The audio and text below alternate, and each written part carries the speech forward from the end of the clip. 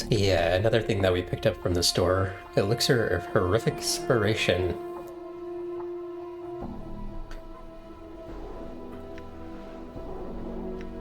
And this guy seems to be two people combined from drinking too many potions. I've got this Elixir of Horrific Separation, do you think it'd help? Both his eyes suddenly snap to the small bottle in your hands. He nods, smacking his lips. Here you are, then. Hustle Kiln takes the bottle in both his hands and places it beneath the counter. His left eye focuses on you, while his right eye and hand concentrate on scribbling furiously on the countertop. We can use this to make something that'll fix us. Right on up. Now, if you'll give us some moment, when we got it all worked up, we'll make you some healing stuff for a reward. He turns to head back to the back of the shop.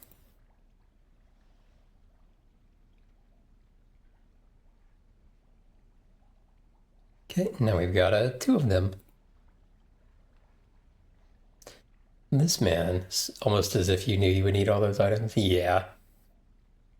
I don't remember the details for every single one of them, but I did remember that you need pretty much all of them, maybe actually all of them for various quests. This man closely resembles Pestle Kiln, though without the crawling skin and constant subtle mutations. Greetings, sir, and well met. What is it I, Pestle, can do for you? Healing concoctions? Yes, of course, your reward, Let's see now. I'll manufacture them for you for nothing, of course, but I'll need the proper ingredients. An Oni's heart, or powdered hematite, or the hair of a deva, or thread of an Asimon's robe, or the blood of a regenerating quick creature, such as a troll, or... Actually, my wounds heal very quickly. He raises an eyebrow. Do they now? Well, then your own blood just might do. Here, give me a sample if you would. After drawing a small quantity of your blood and retreating back to the store, Pestle returns with a number of what appears to be hardened drops of blood. Placed upon one's tongue, these clot charms will heal existing wounds and aid in the prevention of new ones for a time. Did they really just give me clot charms? Wow. They have like 1 million of these. I guess it doesn't hurt to have more. I could also like split them up between some of the characters who have the worst types. Can I type in a number here?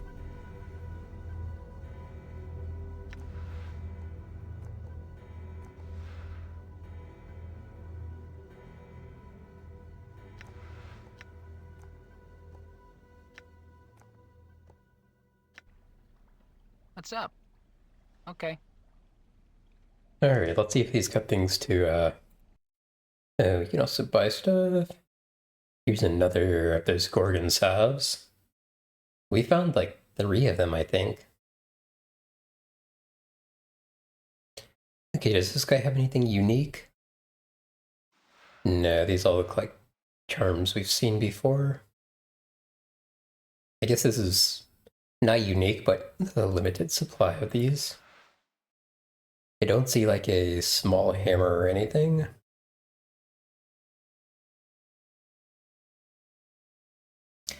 Okay,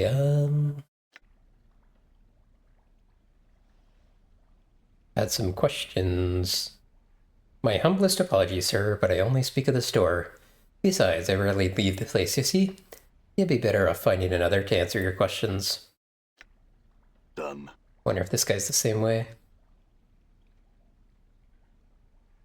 This man's face closely resembles Pestle Kiln's, though without the crawling skin and constant subtle mutations. Greetings again. The name's Kiln. Need you something? Okay. I have to talk to the other guy to buy things. Questions? I work in the stockroom all day, I do. I'm no good to ask your questions of. Okay. That seemed quite a basic little quest. I don't even know if quest is the right word for it. Okay. I think we are done in the apothecary then. So we haven't fully explored the under sigil yet, and we haven't fully explored the Civic Fest Hall yet. And we haven't gone in the foundry in the lower ward yet. So that's next up. Okay. All right. Go person by person here.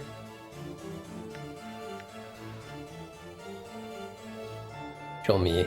This stern-looking older woman seems to be looking for someone. Her eyes fix upon your face as you approach her. You there, might I have a word with you? Yes, you're Jolmy, correct? I spoke to your messenger. Updated my journal. Oh yeah, we found someone outside. I am pleased to meet you then. She gives you a slight bow. I would make you a somewhat unusual proposal. Though you must admit, you are an unusual man. I will give you 1,000 copper commons for your permission to kill you. Are you open to discussion on the matter? Sure, why not? After a short discussion, it comes down to the following terms. Jolmy will pay you 2,000 copper commons. In return, you will allow her to drive her dagger into your heart. She will wait for you to awaken, at which point she will give you the coin. Do you agree to this then? Yep, let's do it. The affair is over in moments. She's already cleaned her blade and put it away by the time she even recovered. After picking yourself up the fest hall floor, Jolmy hands you several rolls of copper coins, while you rub your aching chest. Somewhat disappointing, I must admit. Ah, well, coin well spent nonetheless. Farewell. Updated my journal. Okay. Done. Actually, will she talk to us now? No. Guess she just wanted the sensation of killing somebody. Alright, Splinter. This guy looks interesting. He looks different than other people do. Oh yeah, golden skin. This towering man's golden skin sparkles slightly, almost as if it were metallic. Whether it's his actual flesh, or merely painted on, you cannot tell. He regards you coolly as you approach, giving a respectful bow as you draw near. Welcome to Civic Fest Hall, traveler. We are Splinter, doorman to the Fest Hall and Priest King of Ur. How may we help you? Despite his humble offer of aid, his voice is powerful and commanding. A deep and rumbling sound that resonates throughout the chamber. How can you help me? We do many things in this fine hall, traveler. We answer questions guests might have regarding it or its inhabitants. We direct both visitors and members of the Society of Sensation alike to the Sensoriums or lecture halls. We also accept new members into the Society. Lastly, it is through us that purchases from the Society's vaults are made, spells, items, and the such. How could I buy something from the vaults? You must become a member of the Society of Sensation.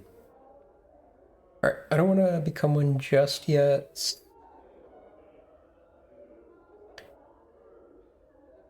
Can you show me the Sensoriums? There are two.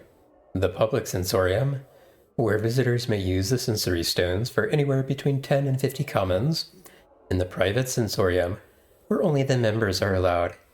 You can reach neither of them yourself. We must take you there. Okay. We'll do the private ones later, I think. Somewhere I could rest here?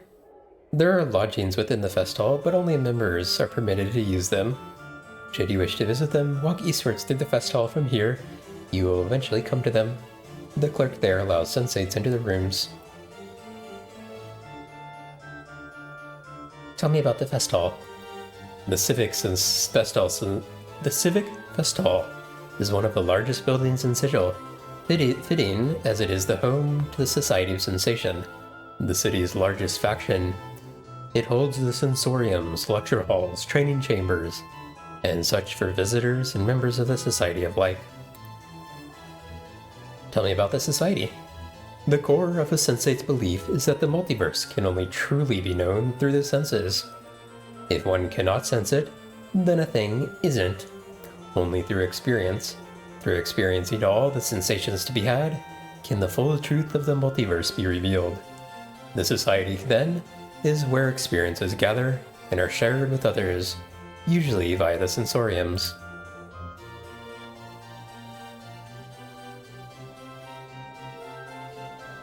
Tell me about the Sensoriums. Sensoriums are chambers which hold many recorder or sensory stones.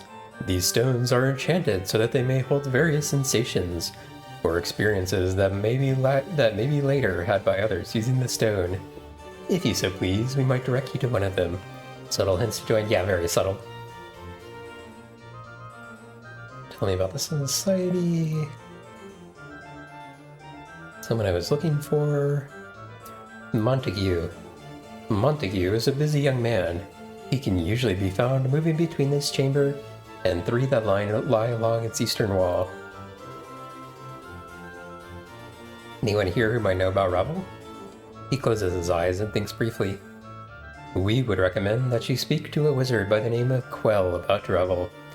Quell is always somewhere in the fest hall, most often in the private Sensorium.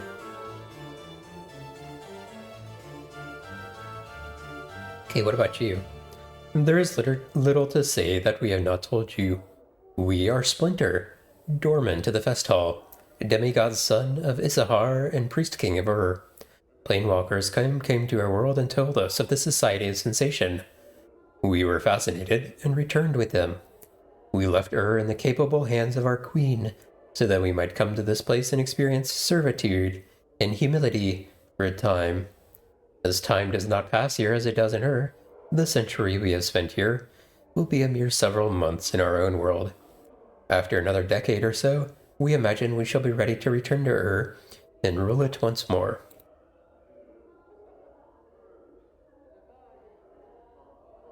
Okay. We'll worry about joining a little bit later, I think. Gone. Mertwin the Headless, who we gave a head back to. So he should no longer be headless, although he's more carrying around his head than actually having it on his shoulders. This throne appears as old as the building itself. It looks unused, more a piece of artwork than a ruler's seat. I'm gone.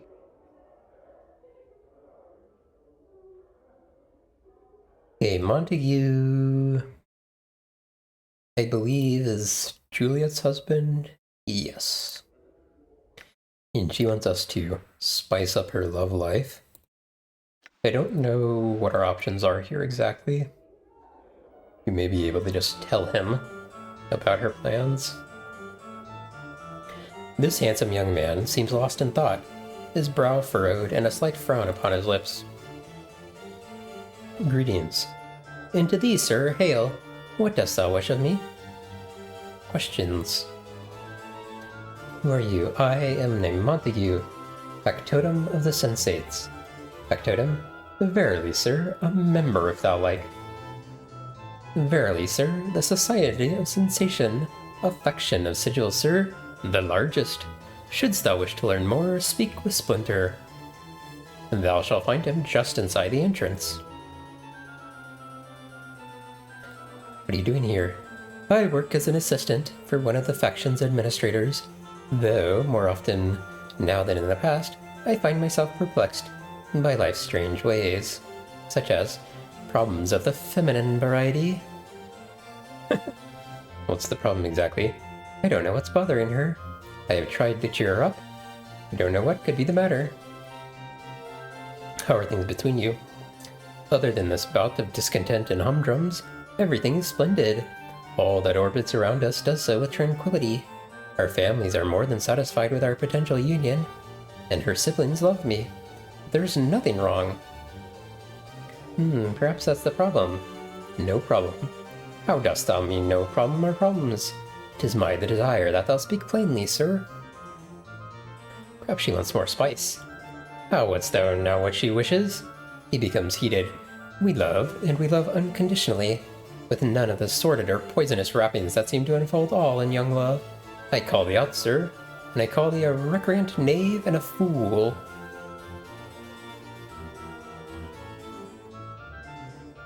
Hmm. Hold there, calm yourself. I am sorry, it was the fury of the moment that caused me to speak so. I tender my apologies to thee and thine, good sir.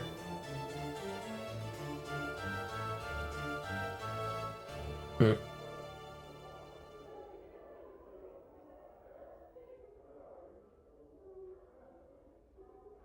What about Puzzlewell? The legendary night hag, no? I would speak to Quell, sir. Need to speak with you about Juliet. Oh, he gives you a puzzled, slightly suspicious look. I demand her love, and I demand that you withdraw your false protestations of love before I mash you into tiny bits. Interesting. Thou love her, so that thou would fight me? I may have to check what the different options here result in. He studies you for a moment. Thou art passionate about this matter, I see. Passion stems from love. Thou love her, and I could not deny her a love such as thine. I shall from this moment onward hold no claim on her. Thou may do as thou wish. Hold on a moment. This was all a ruse. Actually. Huh.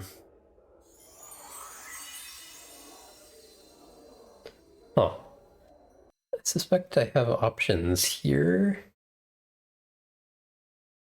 Wonder if I should tell him or not.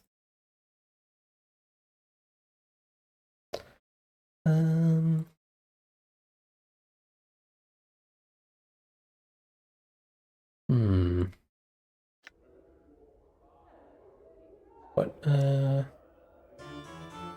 What was her name?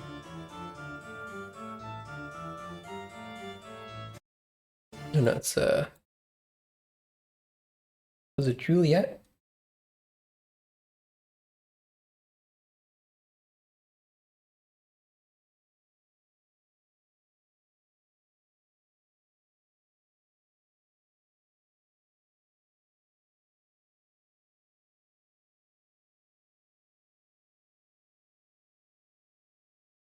Hmm.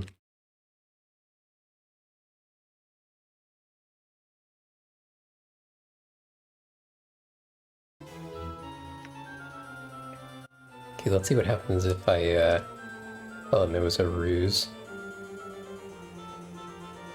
Let's make sure we get all the dialogue out of the way first.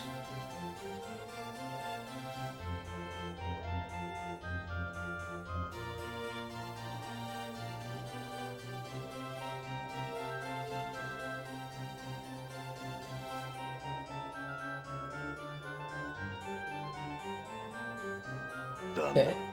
I thought I even had a love letter or something. Yeah, maybe that's an alternative if you How may I help? don't have a high enough stat of some sort.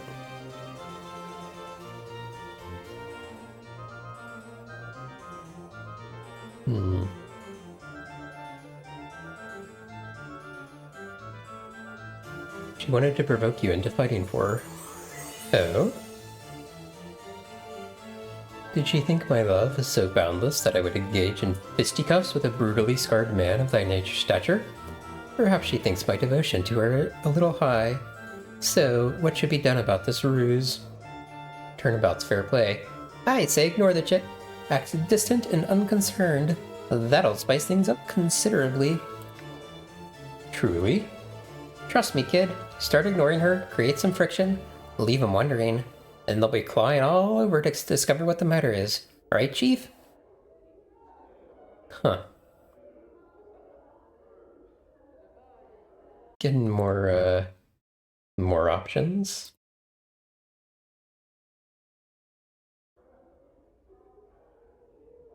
Yes, she'll think something's wrong, and for once, he'll be playing the game rather than being the target. I like the sound of that very much. Good luck. Hope it works out for well. And a farewell to thee as well, sir. Now I have some things to attend to. Should we meet again, we might speak more of the matter. Montague bows and turns to go. Alright, let's go back to Juliet real quick.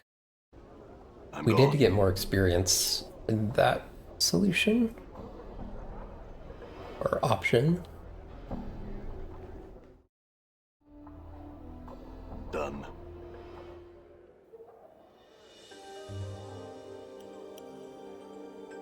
I think she was in one of the rooms over here. I don't know if she's one of the people that, like, leaves her room. Montague seemed disinterested. Is he not going to fight for me then? No, he won't.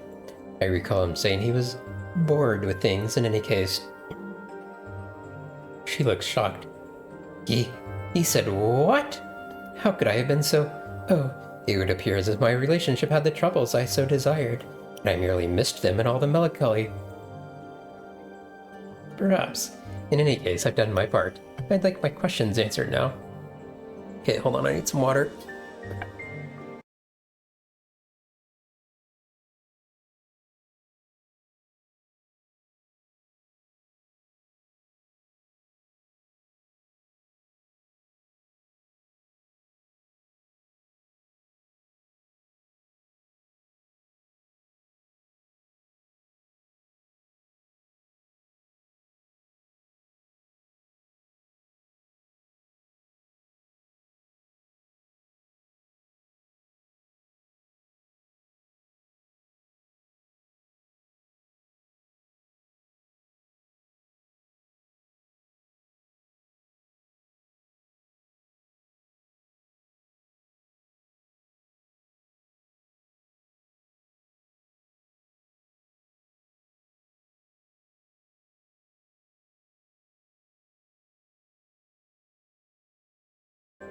Alright. Perhaps I've done my part. I'd like my questions answered now. She rolls her eyes. Oh, go on, if thou must. What are you doing here? I am here in preparation to become a sensate. Mrs. Grace is our teacher. All the prostitutes here are students. A sensate? She nods, a member of the Society of Sensation, a faction devoted to sensation and experience. Mistress Grace would be better suited to answer thy questions regarding the sensates than I. What can you tell me about that place? She smirks. The brothel. 'Tis a school for aspiring sensates. Mistress Grace is our teacher, and, by the way, more qualified to answer questions than myself. Mayhap thou would speak with her. You know anything about Ravel? Ravel puzzle what? She seems perplexed. Is that truly someone's name? If it is, Eves might know of her. She knows myriad tales, and can likely tell thee one of this Ravel. Updated my journal. I heard that Ceres is Ravel's daughter, is that true? Oh, maybe I should go, ask that question to everybody in here. Seems like that's been added. Ravel? I thought I might have heard that name before. I know not the truth of it, but I have heard such a rumor. Thou may wish to ask. Kimaxi at her tongue, the very same question. They are half-sisters, thou see? Are they?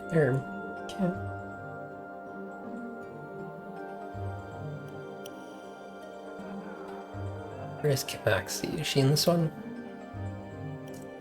Yeah, there she is.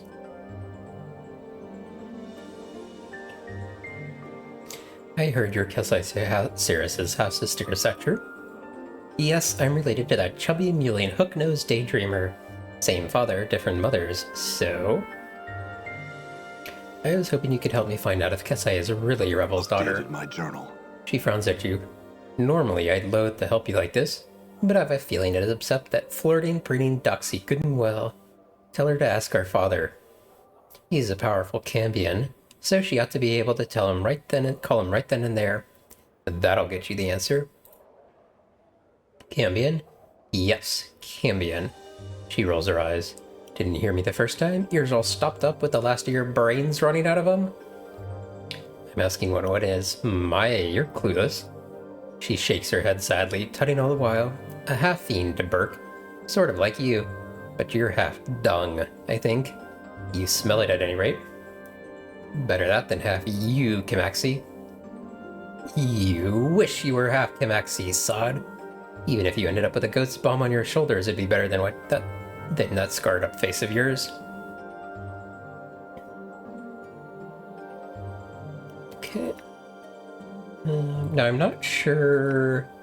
I don't know the trigger for like I don't know if point of no return's the right word for it, but like going to the next chapter or whatever. I think I've still got a ways to get there. But I want to make sure I do everything before I go try and find Ravel. Where'd guess I go?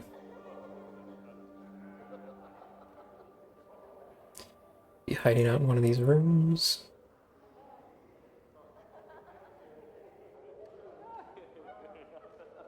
Oh, there she is.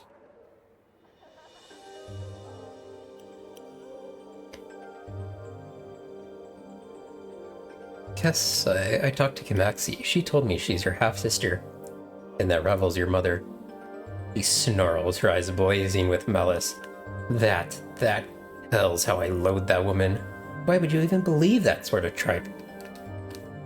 She says that you deny it, and in fact, may not know it, but it's true. She said you could ask your father, that he would tell you. Updated my journal. She stares at you silently for a time. Give me a moment. She turns from you and begins to mutter softly. The air seems to shimmer around her slightly, and fills with a coppery smell like warm blood.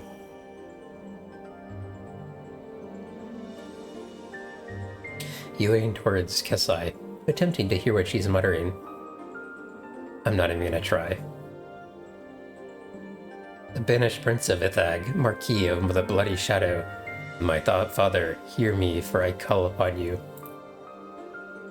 Yes, beloved father, it is I, Kesai Saris.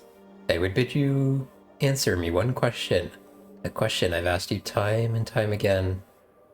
Yes, beloved father, I cannot bear to have another ask me, and not know myself. You must tell me.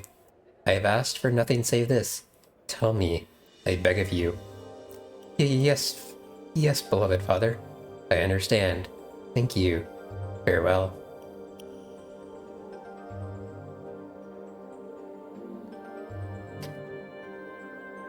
Everything frozen here? You mean like the stream?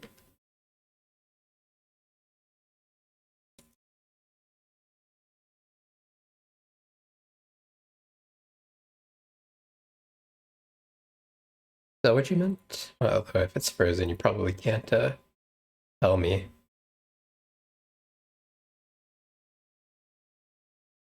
Okay, hold on. Let me bring it up on my side real quick and see.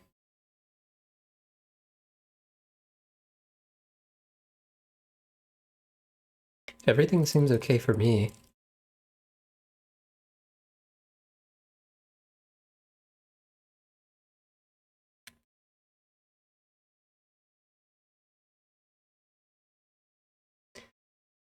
Maybe refresh?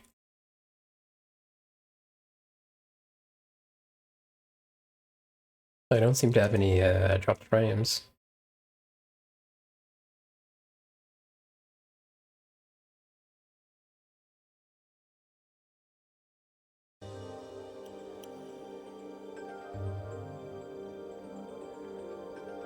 Kesai remains turned away from you for a moment before finally coming to face you. I did not want to believe that wicked hag may have been my mother. I have lived long. I do not appear to age, and have disturbing dreams sometimes. She shudders, but still, I do not wish to be the inheritor of evil she caused, nor draw the lady's gaze as my mother did. Such evil things she did.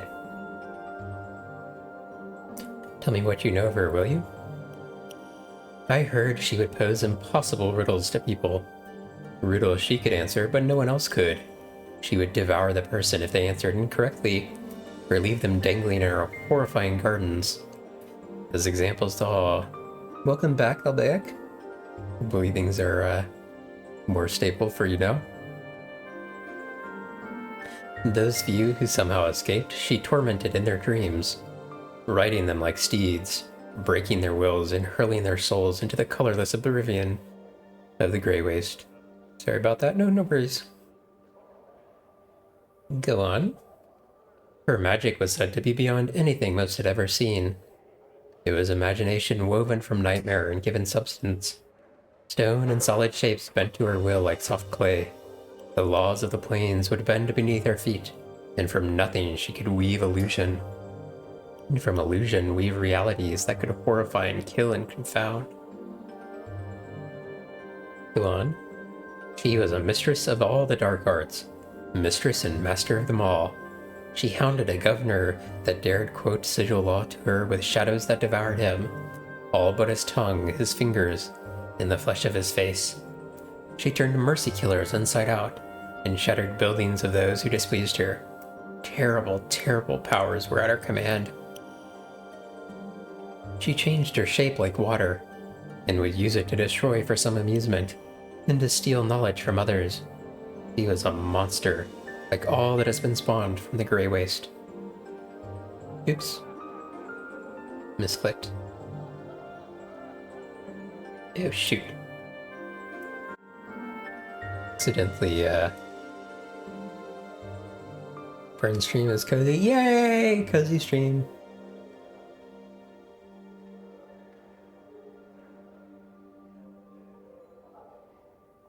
Well, I accidentally Updated clicked out my of journal. the conversation. Get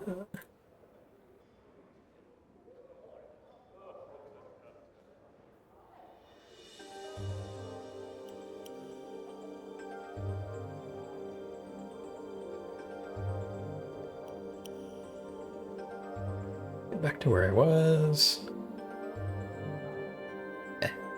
In the end, she threatened to open the cage and let the fury of the plains come rolling in like a wave. Fortunately, she did not succeed. She existed solely to cause malice.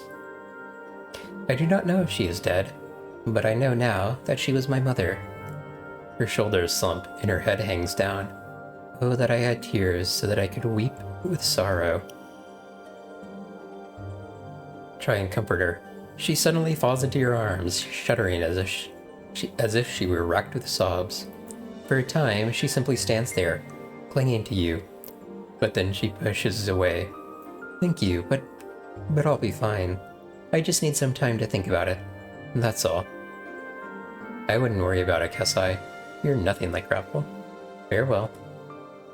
Okay, well, we learned that she's Ravel, but... or learned that she's Ravel's daughter.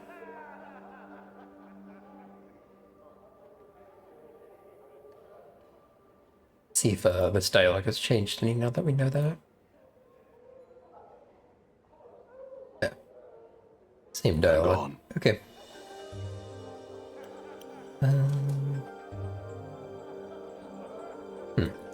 Okay. Let's go back to the festival.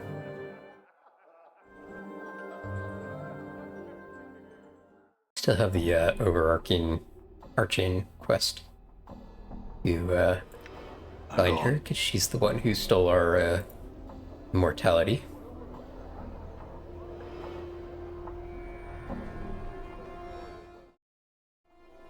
Done. Wonder if Montague has anything else to say to us now. Kind of gave us a hint that he may want to talk to us again.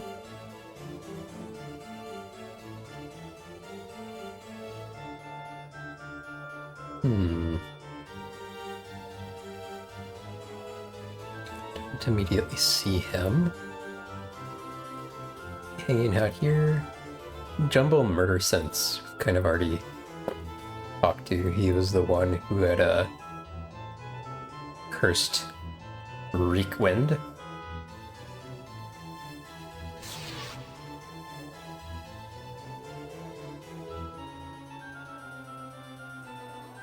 Okay, there's a few you named people. Eli, we've already spoken to.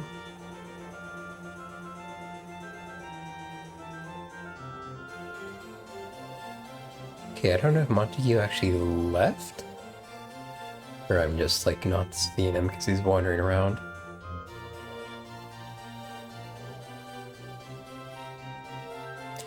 Alright, let's talk to this guy over here who doesn't appear to be, moving.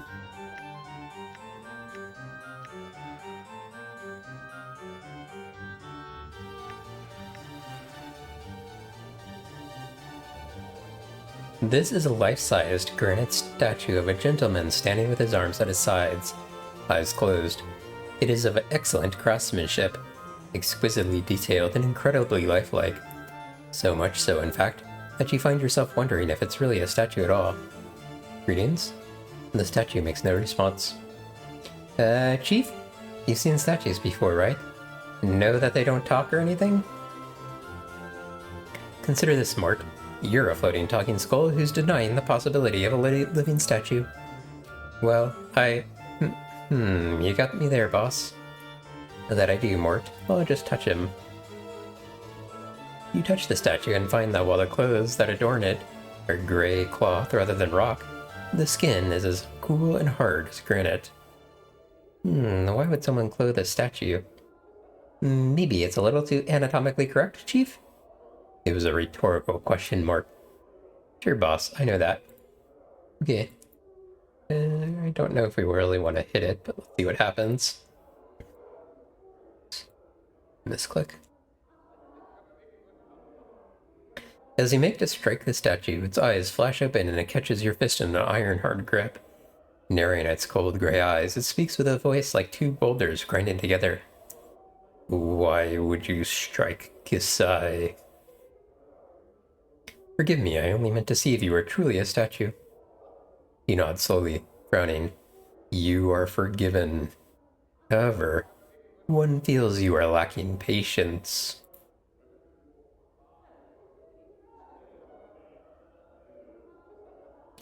Keep waiting.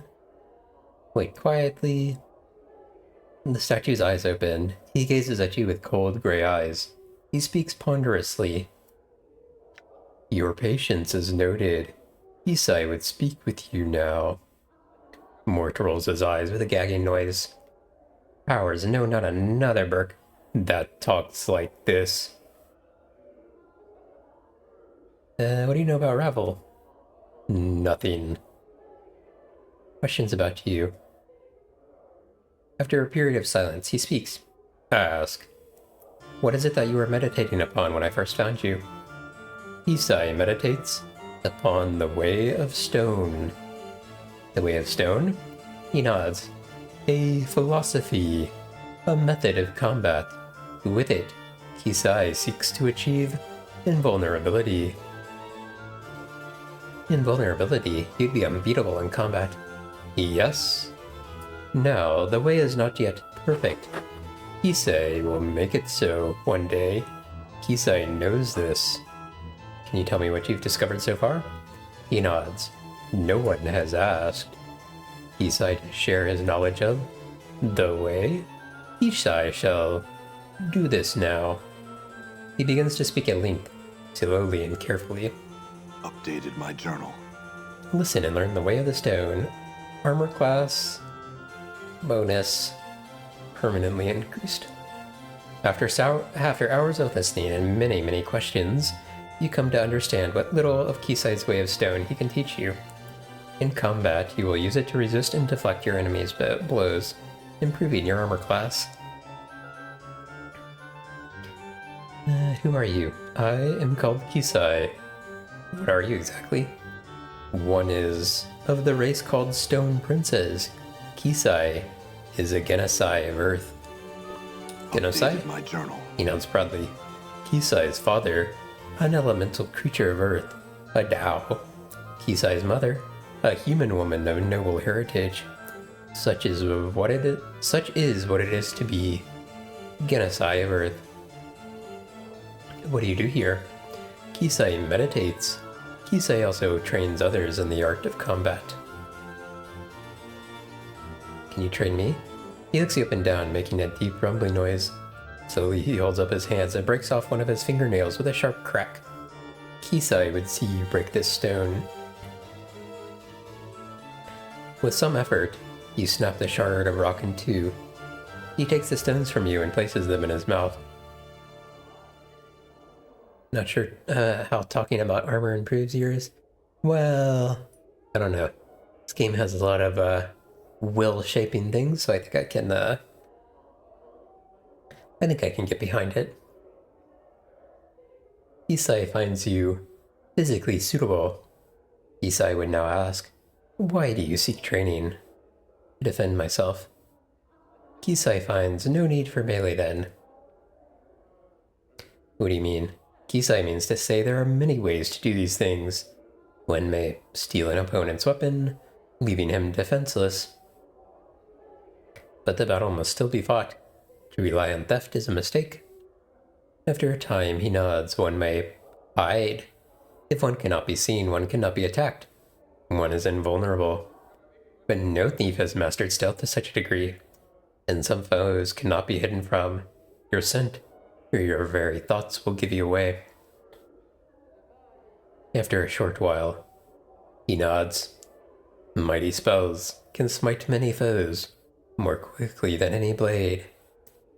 Mages are like a flask of flaming oil, powerful, but once spent, nothing.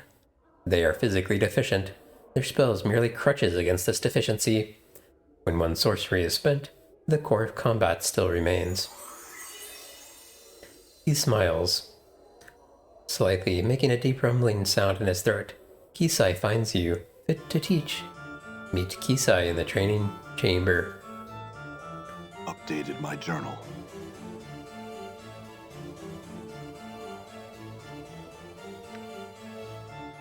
Okay.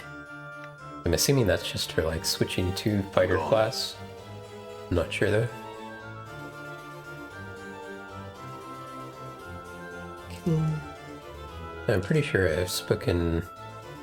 Yeah, we've done everything with Jumble.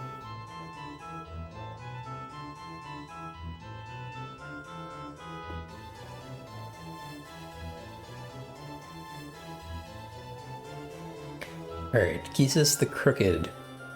This squat, hunched man, old man, still has the broad shoulders and scarred, calloused hands of a worker or warrior. An aura of wary despair seems to hang about him. He appears to be giving a lecture at the moment. Stay for the lecture. Right. Now, listen up. This is the seminar on the war. If you're to listen about the blood war, take root. If you're not, you're in the wrong hall, and you best up your soft comfort living sigillian limber stems out of here. The blood war, more boring than listening to a governor recite laws. Let's find some young sensates who need to be indoctrinated in the ways of passion. He waggles his eyebrows in anticipation. No more, I want to hear this. The man suddenly throws a dark eye over the audience, as if looking for something. And further, if you're Tanari or Bayatsu, ump your scaly eyes out the door. Is not letting an ordinary bastard bend an ear to this, and then listen to your barmy arguments. Because this is no discussion on who's right. Behind you, you hear the sounds of something large leaving the lecture hall. It just tells the blood war from the human point of view. It's not promoting one side or another, because they both stink in different ways. The speaker becomes somber. So, what's left here? One, to listen to some of the blood war stories, tales about the war. Here to hear all this horror of it all no doubt. The floating fortresses wove and weaved a human skin. The plains, wide battlegrounds the blood war be fought on. He bares his yellow teeth. Tales of fiends locking fangs with the other fiends. Grar, snarr. His snarl fades and he looks suddenly bored. Well, let me peel back your lids and crack your bone boxes. 'Tis all a steaming heap of barmy nonsense to be doing all that forged dung. He spits in derision, rolling his eyes wildly. I'll tell you this, though. You can't imagine the scale the blood war is fought on. Nothing you've seen, heard, or participated in. Nothing compares. Time, numbers of legions, sheer bloodshed. Nothing compares, Berks. To try and imagine it, forget it. My advice? Simple. Stay away from the big bloody mess altogether. The only thing you need to know is, fiends are killing fiends. Byasu are slaughtering Tanari. Tanari are butchering Byasu. Right now. He spits again. Neither's winning. Don't think either can win. The biggest stalemate this side of eternity, thank the powers. That's it, he shrugs. That's it. I'll be answering any questions you got for me now.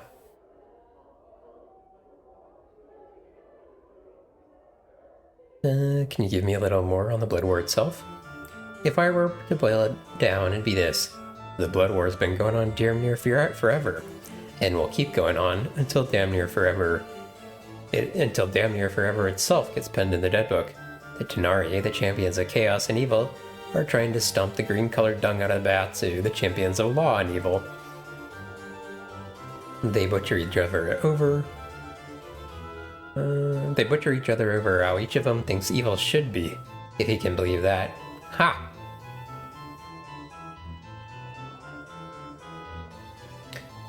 What do you think would happen if someone stopped the Blood War? You can't make any piking difference in the war. It's too sodden big. You're a stone, a pebble in an ocean that's a pebble in another ocean, which is a pebble in another ocean, so on and so forth, till the stench cows come home. As a pebble, your goal is to not be noticed, and sink to the bottom with the rest of the dregs. If you could make a difference, which you can't, and you shouldn't even try, because then the planes would tumble on down. Planes would tumble? Why? He holds up his hands like pillars. The Blood War's a lot like a big bloody support beam propping up the planes. Kick it down, and a lot of the planes come tumbling down with it. Lots of baggage rests on the back of the war. He suddenly brays like a donkey, laughing bitterly. The biggest, nastiest pack of animals on the plains. Go on, he grins cynically. Besides, as some say, war is great for business. He laughs hollowly, then suddenly looks as if he could suddenly cry. Never mind that. Another question? Interesting that this is the good answer.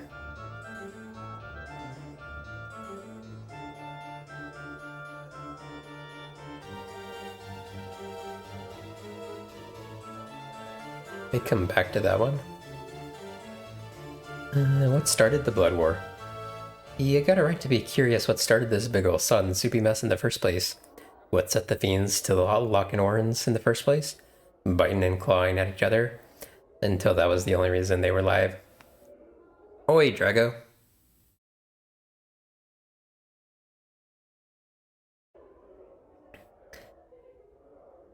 Go on. Simple, they met. He sighs. Tanari and Byasu crossed each other one day, and like two drunken bigots, they started to fightin'. That simple. He frowns. Well, go on.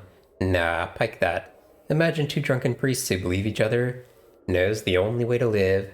Now make those priests ripped with scales and fangs and horns and a cruel streak 7 leagues wide, and put them in an itty-bitty side cell, and you have a good idea of the love that can spring forth. And there you have it. That's the origin of the Blood War. Why are they fighting? One believes evil should be nice and orderly. One believes it should be chaos running rampant across the plains. Both evil, but that doesn't mean they can agree on anything. Bad blood, bad blood. Each wants to exterminate the other, so only their brand of evil remains. They hate each other. Like... He wrings his hands together, trying to find the right words. You see? They don't hate like we hate. We don't even know what hate is. We have one word for hate. They have, his voice drops, thousands upon thousands. Their meanings twisted and piled like bodies. That's why they fight. How does one get hired into the Blood War? You know, every once in a while, some leather-headed Burt comes around asking about a job in the Blood War. They want some jink, they want a quick stint, and then to get along with their lives. Mayhap I was one of those leatherheads. Mayhap I was a sellsword, and heard there was a little jink to be made in the war. Got me interested. Go on. Taught me a lesson, it did. We're like ants running around the heels of dancing sod-pied gods. I saw big men who claimed to be big soldiers. He shakes his head. Paper soldiers. War's a furnace for them. Makes them wake up or burn. How'd you survive? The man's face darkens. Well, that's the one thing I won't speak of, Cutter. Suffice to say, a man does what he does to escape the war. Okay, we might come back to that. Where's it fought? Plenty of places. Usually the lower plains. Anywhere along the river Styx.